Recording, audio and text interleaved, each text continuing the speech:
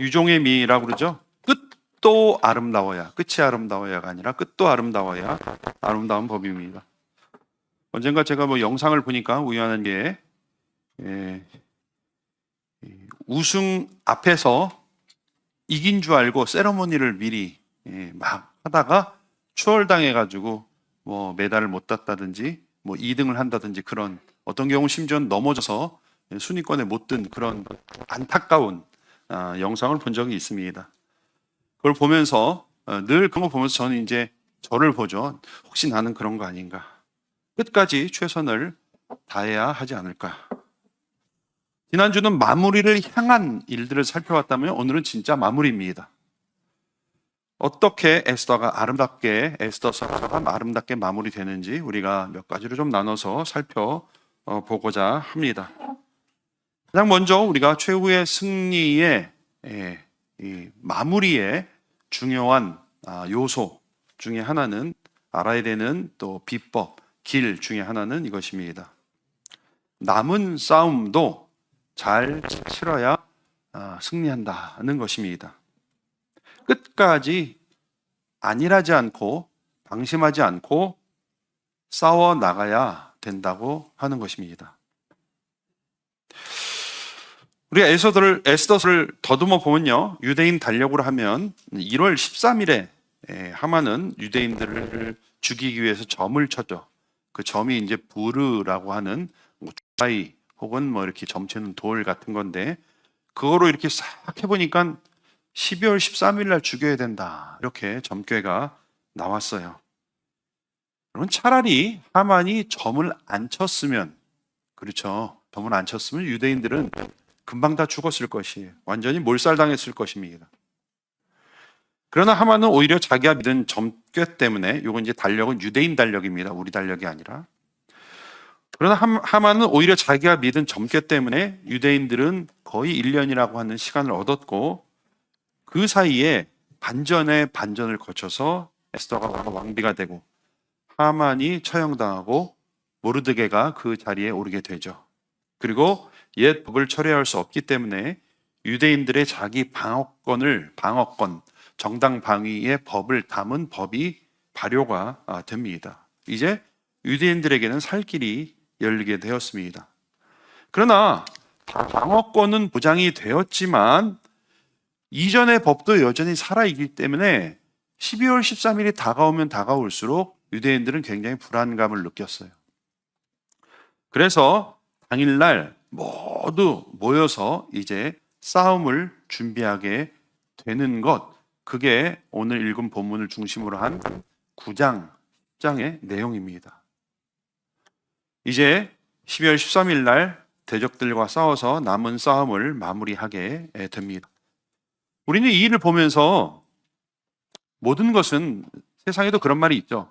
끝날 때까지 끝난 것이 아니다. 우리 이 사실을 다시 한번 주지하게 됩니다. 여전히 남은 싸움이 있고 성공적으로 남은 싸움을 치러내야 온전한 승리로 간다고 하는 것이에요. 유대인들은 그것을 위해 그들의 모든 힘을 집중했습니다. 그래서 한 마음으로 그 싸움을 치러 나갔습니다. 저는 에스더서를 읽으면서 이것이 정확히 딱 맞아떨어지지는 않지만 개인의 어떤 구원의 역사와 또 역사에 주는 함축이 굉장히 많다고 생각합니다. 지난주에는 이전의 법과 새로운 법의 관계를 보면서 구약과 율법, 구약의 율법과 신약의 생명의 법의 관계를 제가 설명드린 바 있습니다. 이미 새로운 법이 선포되고 발효되었다 하더라도, 그런데 우리에게는 여전히 남은 싸움이 있다고 하는 것을 에스더서를 보면서 우리는 교훈받을 수 있는 것입니다.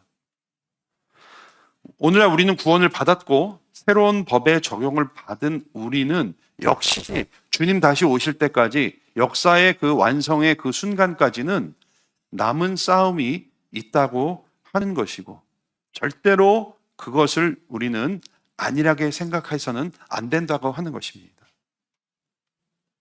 우리에게는 여전히 남은 믿음의 선한 싸움이 있는 것이죠. 구원파 같은 이단에서는 이미 구원을 받았으니까 대충 막 살아도 된다. 이렇게 가르칩니다. 그래서 구원받은 그 이후는 그렇게 중요하지 않고 그 순간이 중요해서 그래서 구원받은 날이 굉장히 중요해요. 저도 한번 전도를 당한 적이 있는데 제 눈을 똑바로 쳐다보면서 당신 몇 년, 몇 월, 며칠에 구원받았는지 아냐고 똑바로 물어보는 거예요. 저는 모태신앙이니까 옛날에 어려서 믿은 것 같다니까 당신 생일이 언제라 그러니까 거봐라. 육신의 생일은 기억하면서 왜 영적인 생일은 기억하지 못해? 빨려 들어가죠. 왜 영적인 생일을 구원하지 못하냐? 아직 당신이 거듭나지 않았기 때문이다. 반드시 거듭나야 구원을 받는다 하면서 그 날을 굉장히 중요히 여깁니다. 근데 그게 다예요. 그게 다. 그 다음에는 구원 받았으니까 그 다음은 그렇게 중요하지가 않아요. 덜 중요하거나 아주 중요하게 생각하지 않습니다. 그 이후에 믿음의 선한 싸움은 중요하게 생각하지 않아요. 이게 구원파의 대표적인 그래서 구원파예요. 구원받으면 땡이에요. 우리가 믿는 믿음은 그것이 아니죠. 우리는 이미 구원을 받았지만 여전히 믿음의 선한 싸움, 이 차원에서 이루어지는 믿음의 선한 싸움이 여전히 있는 것입니다. 마치 D-Day의 결정적인 승리를 거두었지만 완전한 승리를 하는 V-Day까지 남은 전투를 잘 치러야 되는 것과 마찬가지죠. 주님이 결정적인 승리를 가져다 줬다 하더라도 우리가 죄에 대해서, 악에 대해서 자동적으로 승리하는 것은 아니죠. 이미 결정적인 승리를 거두었지만 아직 완전한 승리까지는 남아있는 것이에요. 우리는 요 사이를 살고 있기 때문에 여전히 우리는 믿음의 선한 싸움들을 싸워 나가야 되는 것이고 영적인 전쟁에는 휴전이 없는 것입니다. 여러분. 매일매일 나 자신을 쳐서 복종시키면서 거룩해져 가는 과정을 소홀히 한다면 그것은 우리의 신앙이 아니에요. 이단의 신앙이에요. 매일매일 나 자신을 쳐서 복종시키며 하루 산 만큼 더 거룩해지려고 하는 몸부림과 믿음의 선한 싸움들이 있어야 돼요. 계속 의지를 가지고 섬기고 희생하고 용납하지 않으면 우리의 신앙은 퇴보할 수밖에 없고 결국 하나님 나라를 이루어가는 것이 아니라 개인적인 수양에 머무는 그러한 일반 종교와 거의 비슷하게 되는 개인적인 수양에 머무는 수가 있습니다. 우리는 끊임없이 성숙해야 돼요. 끊임없이 싸워나가야 됩니다. 이것을 적절히 이용해서 우리를 실족하게 하는 것이 마귀죠. 아주 이 지혜롭기 때문에 우리의 심리를 잘 알고 있기 때문에 이것을 가지고 이용을 해요. 야, 이만하면 됐어. 야, 그 정도만 해도 더 하면 너 광신도 소리 듣는다. 이 정도 하면 딱 돼. 더 할 필요는 없어. 이렇게 우리를 안심시키죠. 신앙의 가장 큰 적은요, 방심과 안일함이에요. 어떤 큰 파도가 닥치고 어려움이 닥치는 것보다도 더 무서운 것은 방심, 안일함, 이런 것들이에요. 다윗이 늘 죽음의 위협과 광야의 배고픔, 괴로움 가운데 있을 때는요, 영적으로 날이 서 있었어요. 그래서 철저하게 하나님을 의지했고 하루하루 무엇을 결정할 때 하나님 뜻대로 결정하려고 했어요.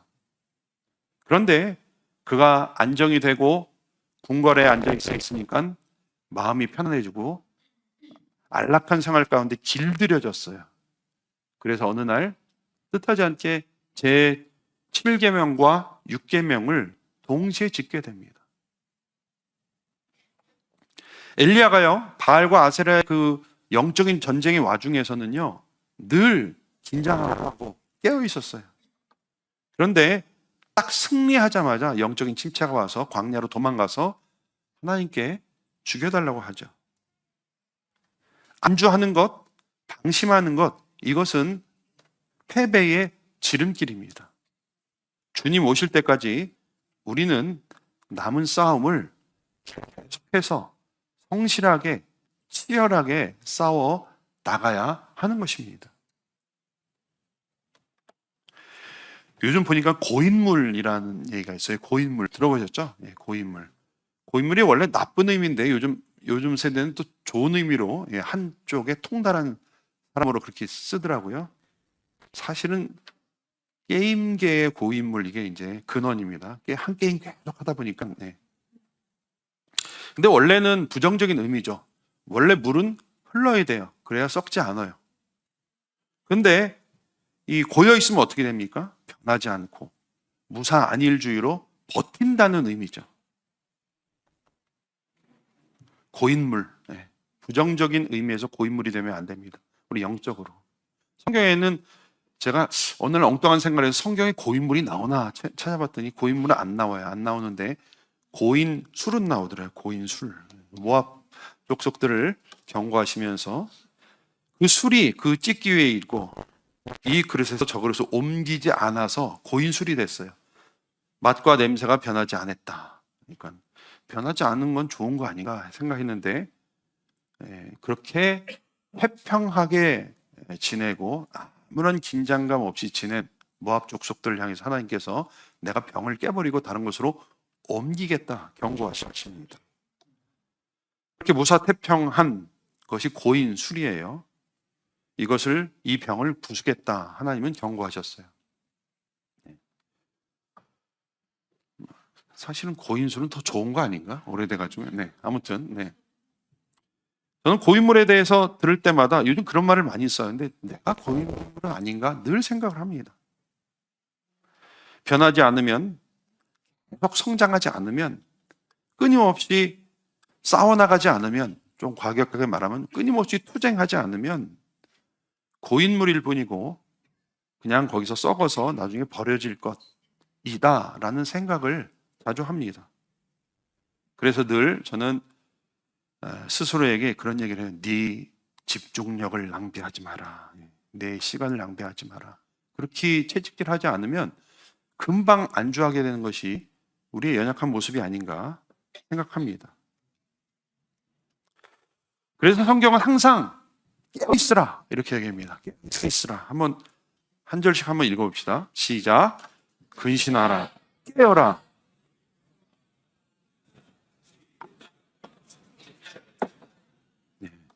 마귀는요, 두루 삼킬 자를 계속해서 찾아다니고 있어요. 틈을 노리고 있어요. 근데 깨어있지 않으면 먹힙니다. 읽어봅시다. 시작. 그러므로 우리는 다른 이들과 같이 자지 말고 오직 깨어 정신을 차릴지어다. 다른 사람들은 다 자도 우리 그리스도인들은 깨어있으라 이야기를 합니다. 또 읽어봅시다. 모든 기도와 간구를 하되 항상 성령 안에서 기도하고 이를 위하여 깨어 구하기를 항상 힘쓰며 여러 성도를 위하여 구하라. 깨어서 기도하라는 것이죠. 또 읽어봅시다. 기도를 계속하고 기도에 감사함으로 깨어 있으라. 성경은 더 있어요. 더 있는데 이렇게 한 페이지에 들어갈 정도만 뽑았습니다. 여러분, 성경은 우리로 하여금 늘 깨어 있다, 깨어 있으라 이렇게 명하고 있습니다. 근데 제가 가만히 이런 말씀들을 묵상하면서 그게 가능할까? 이런 생각을 해봤어요. 진짜 24시간, 그러니까 뭐 물리적으로 말고 영적으로. 저도 굉장히 그런 부분에 있어서 스스로 막 얘기를 하기 때문에 늘 깨어 있으려고 하지만 어쩔 때는 집중력도 흐트러지고 또 이 정신 없을 때도 있고 막 그래요.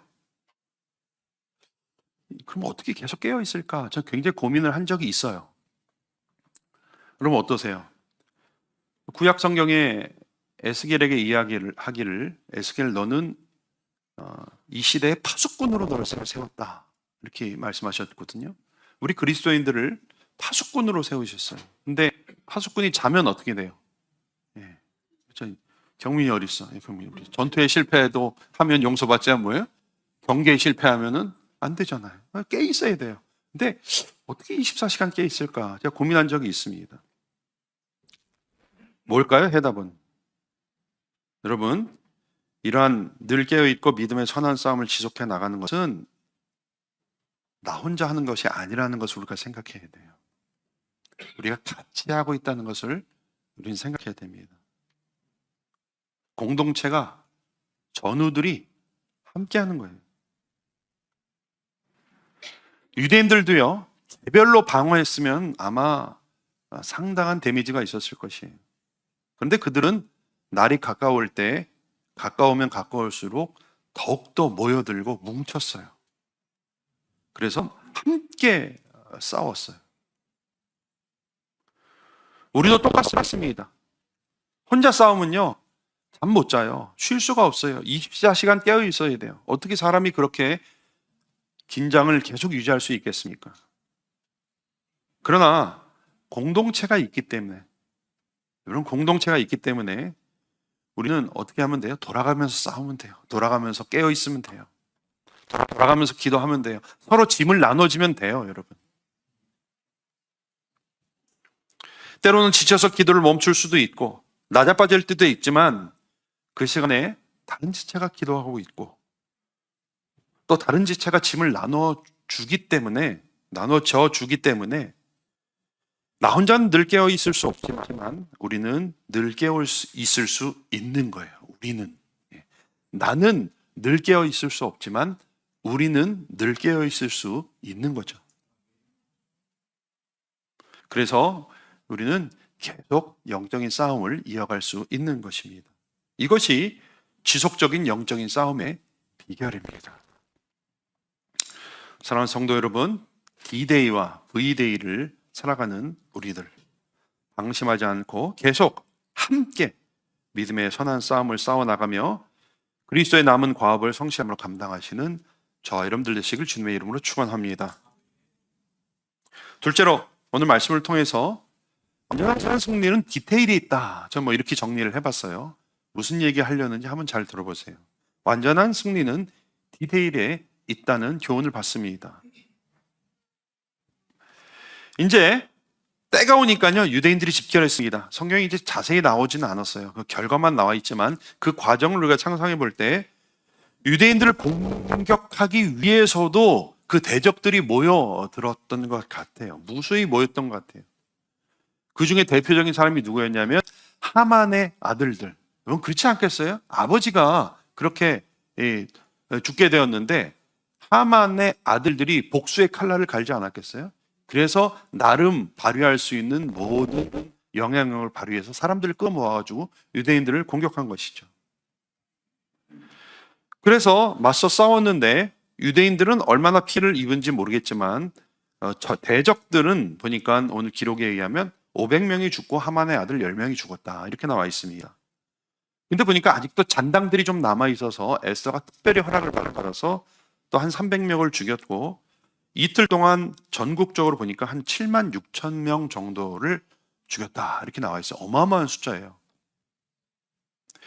이 말이 뭐냐? 여러분 정당방위였기 때문에 공격에 대한 방어로 그렇게 했다는 이야기지만 말인즉슨 그토록 많은 사람들이 유대인들에 대해서 적대감이 있었다는 얘기라고 할 수도 있는 거예요. 그렇죠? 만약 방어권이 보장되지 않았더라면은 아마 유대인들은 전부 다 전멸했을 거예요. 사실은 이 유대주의, 엔티 주다이즘, 엔티 세마이티즘이라고 반샘족주의 이거는요 아주 뿌리가 깊어요. 아브라함 시대까지 올라갑니다. 제가 이제 오래되긴 했지만 벌써 오래됐지만은 제 논문에 이제 그게 나오는데 그 뿌리를 찾아가지고 아주 오래됐어요. 이미 포로 시대에는 그 세승족 그 아브라함 후손에 대한 굉장한 그 반감들이 이미 형성이 되어 있던 시대예요.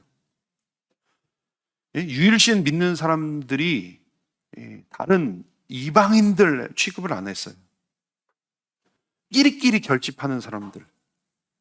게다가 근면성실해서 같은 포로인데도 돈도 많이 벌고 높은 자리에 오르고 그래서 좀 뻣뻣하게 느껴지는 사람들이 유대인들이었고 그들에 대한 어떤 인종적인 어떤 반감을 넘어서 혐오를 넘어서 증오로 발전했어요. 그래서 나중에 여러분들 우리가 유태인 뭐 이렇게 하면서 막 이 돈만 밝히는 사람들이라고 우리가 나중에 섹스피어의 그 베니스의 상인 이런 데 보면 샤일록 같은 사람이 대표적인 사람이잖아요. 그러니까 유대인 하면은 그렇게 아주 뻣뻣하고 다른 민족들 무시하고 돈만 아는 사람들로 이렇게 취급되었어요. 그래서 그 사람들에 대한 어떤 증오는 굉장했던 것입니다.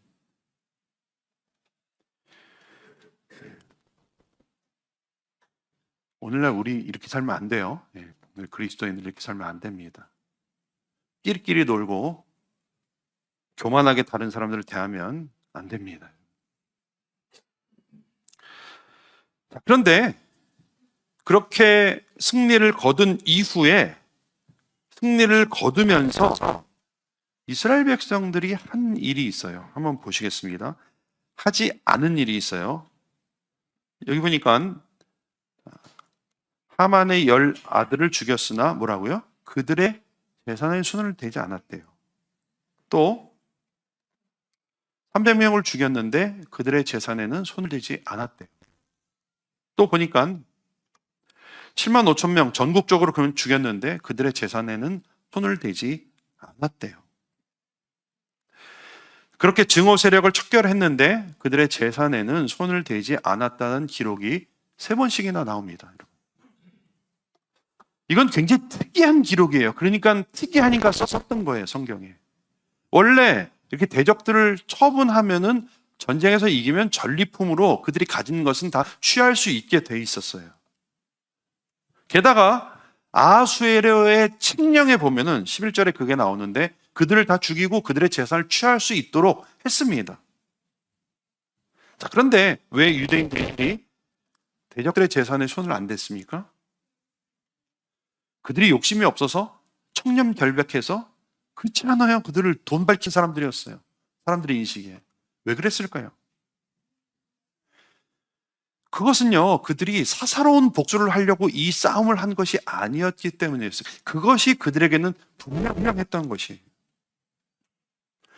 그들에는 정당 방위였어요. 그러나 그것을 넘어서 영적인 전쟁으로 그것을 인식했던 거예요, 이 사람들은. 즉, 싸움의 목적은요, 이기는 것 자체, 그것으로 인해서 얻는 이득에 관심이 있었던 것이 아니라 영적인 승리에 그들은 초점을 맞췄던 것이죠. 누가 이렇게 얘기할 수 있어요. 영적인 전쟁의 와중에 기왕이면 재물도 가지면 어떨까? 취하면 어떨까? 일석이조가 아닌가? 이렇게 생각할 수도 있어요. 그러나 그렇게 취한 재물이 있었다면 그야말로 그것은 사족이에요. 과욕을 부린 것이 됩니다. 즉 왕의 조서나 당시의 문화로는 그들의 재산을 취하는 것이 당연했지만 유대인들은 그러지 않았는데 그 이유는 이것을 영적인 싸움으로 규정했기 때문이에요. 본래 전쟁의 목적은 하나님에 대한 신앙과 대적들로부터 자기를 보호하는 데 있었기 때문이에요.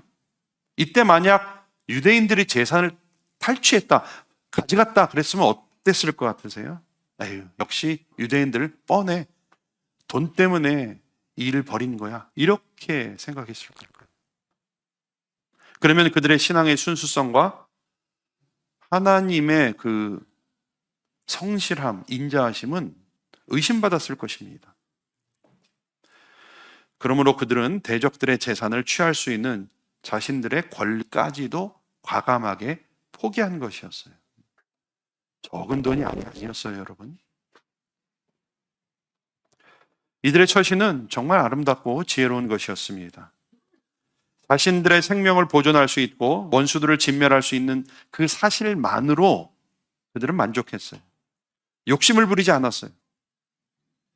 그것을 바라보는 이방인들은 시각이 어땠을까요? 이상하다. 혹 과연 하나님을 믿는 백성들은 좀 달랐나? 이렇게 생각할 수도 있어요. 그럼 오늘날 우리도 마찬가지입니다. 세상에서 우리가 취할 수 있는 것들이 많이 있어요. 어떤 것들은 취해도 이상한 게 아니에요, 문화적으로. 그러나 덕을 세우기 위해서 과감하게 내려놓아야 하는 것도 있는 법입니다. 그것을 통해서 하나님의 영광이 드러나기 때문입니다. 우리의 목표는 영적인 승리이지 엑스트라로 주어지는 이득은 오히려 하나님의 영광을 가릴 수도 있어요. 그래서 바울은 이렇게 저희들에게 선을 주고 있습니다. 같이 한번 읽어봅시다. 모든 것이 가하나 모든 것이 유익한 것은 아니요 모든 것이 가나 모든 것이 덕을 세우는 것이 아니요 모든 것이 가하다 그랬어요. 그런데 유익한 것과 덕을 세우는 것은 따로 있다고 말을 하고 있습니다. 이 둘을 우리는 잘 구별해야 됩니다. 우리가 잘 알고 감동받는 말씀이 있어요. 내게 능력 주신 자 안에서 내가 모든 것을 할 수 있느니라. 이 말씀이 상당히 약간 왜곡돼서 전달되기도 합니다. 주님이 능력을 주셔서 내가 모든 것을 할 수 있다. 할 수 있다. I can do it. 이렇게 생각을 하는데 그 다음 말씀을 보면 이 말씀의 뉘앙스가 어떤 건지 알 수가 있어요. 그 다음이 뭐예요? 그러나 너희가 내 괴로움에 함께 참여하였으니 잘하였도다. 뭐 같아요? 내게 능력 주시는 자 안에 내가 있지만 내가 모든 것을 선택할 수 있지만 그러나 편한 길, 부한 길이 아니라 괴로운 길을 선택했다는 얘기예요. 그러니까 여기서 바울에게 모든 것이 가하지만 바울이 괴로운 길을, 십자가의 길을 선택했다는 것을 말하는 것이고 빌립보 교인들도 모든 것을 할 수 있었음에도 모든 것을 선택할 수 있었음에도 불구하고 십자가의 길에 참여했다, 선택해서 참여했다라고 하는 것을 말해주는 것입니다. 중요한 것은 이것이에요. 다 할 수 있지만 더 할 수 있지만 유익하고 덕을 세우는 것을 선택해야 된다고 하는 것입니다. 여러분, 온전한 승리, 진짜 승리는 디테일에 있어요. 큰 승리는 이미 전에 정해졌지만 디테일에서 승리하지 않으면 큰 승리의 의미가 퇴색되는 것이죠. 유대인들이 전리품을 취하지 않으므로 영적인 전쟁의 순수성이 훼손되지 않도록 한 것. 오늘날 우리가 남은 영적인 전쟁을 치러 나갈 때도 이런 디테일이 필요합니다. 우리가 영적인 전쟁, 믿음의 선한 싸움이라고 하면 무슨 장풍을 쏘고 막 기적을 일으키고 귀신을 쫓아내고 이런 것만 생각하는데 디테일이 중요해요. 오히려 작은 일에 충성하고 사소한 일에 정직하고 일상에 성실한 것, 이것이 치열한 남은 영적인 전쟁일 수 있습니다. 여러분, 승리는 디테일에 있습니다. 오늘도 믿음의 선한 싸움을 싸워나갈 때 작은 일에 충성하시고 사소한 일에 정직하시고 일상에 성실한 저와 여러분들 되시기를 주님의 이름으로 축원합니다. 마지막으로 우리가 얻을 수 있는 교훈은 이것입니다. 승리는 기억되어야 하고 나누어져야 한다는 것입니다. 이제 남은 싸움을 잘 치른 유대인들에게 모르드게는 이날을 기념일로 제정하라 이렇게 이야기를 합니다. 오늘 말씀에 보니까 모르드게가 이런 일을 기록했고 온 유대인에게 서신을 보내서 해마다 아달월, 유대인들 달력으로 12월 14일, 15일을 유대인들이 원수의 마수에서 벗어난 그 날로 정하고 축하하고 이들은 이 날은 축제와 기쁨의 날로 보내라. 특별히 좋은 음식을 나누고 보니까 예물, 선물을 주고받으라 라는 게 나와요. 그래서 그날의 이름을 부르라고 하는 아까 그 주사위 무슨 돌 거기서 나온 말이에요. 부림절이라고 합니다. 부림절. 그래서 그날을 부림절이라고 이름합니다. 이것의 의미는 뭐예요? 그들의 싸움 그리고 하나님의 하신 일에 대해서 그것이 대대로 기억되길 원했던 것이죠.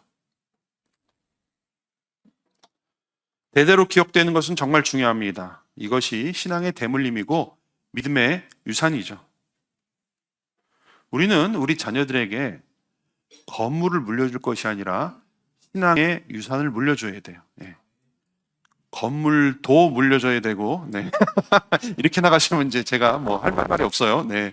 건물도 물려줘야 되지만 신앙의 유산도 물려줘야 된다 하면은, 네. 뭐 그렇게 하십시오. 근데 진짜 물려줘야 되는 것은 우리가 믿음의 유산이죠. 네.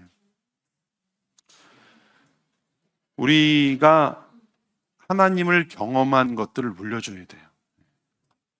우리가 어떻게 우리 인생 가운데 하나님이 역사하셨고, 어떻게 내 인생을 바꿔놓았고, 어떻게 이끄셨는가, 그 경험을 물려줘야 돼요.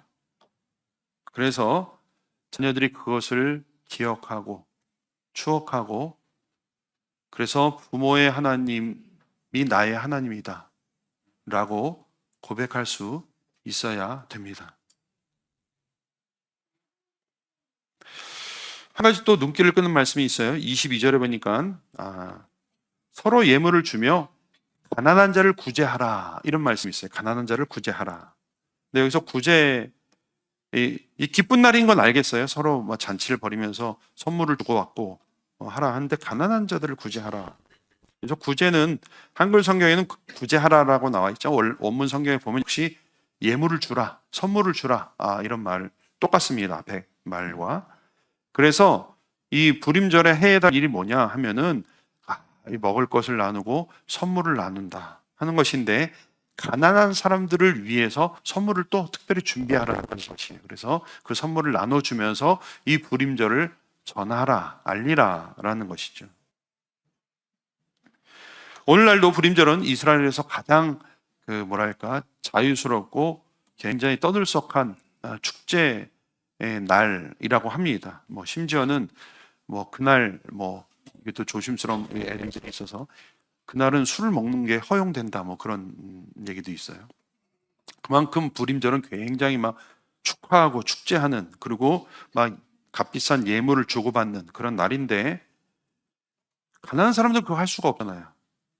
그래서 민족의 대축제일에 여유 있는 사람들만 그것을 기억하고 즐기는 것이 아니라, 가난한 사람들도 그렇게 하기 위해서 가난한 사람들을 위한 특별한 예물, 선물을 준비해서 나누어 주도록 한 것입니다. 혹시 이스라엘 여행할 일이 있으시면 부림절에 꼭 가세요. 선물 받을 수 있어요. 그래서 그 잔치와 축제라고 하는 것은 그들만의 기쁨이 아니라 모든 사람들의 기쁨이다. 하나님이 이렇게 일하셨다라는 것을 전파하고 나누는 것이에요. 즉 부림절의 정신은 승리와 그 기쁨을 기억하고 나누는 것, 그것이 부림절의 정신입니다.